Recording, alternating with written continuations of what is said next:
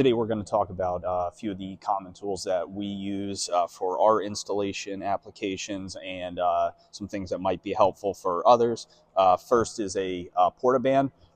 This is a deep cut version, but obviously there's some smaller variations for some of the smaller channel profiles, but we typically carry the big one with us for some of those larger or deeper profiles. Do have the three-way line laser, two-line, single point laser, spot laser, whatever you'd like to consider them. Those will all do the trick, very helpful. But for shooting multiple planes, we like running these three-line, sometimes two-line works.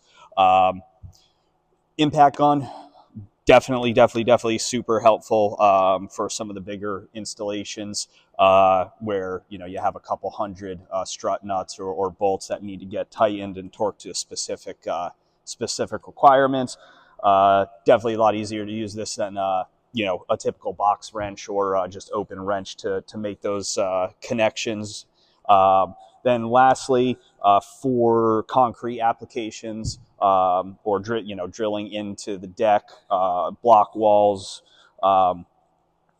hammer drill, super helpful. We're always running the hammer drills with the dust or silica filters and boxes on them.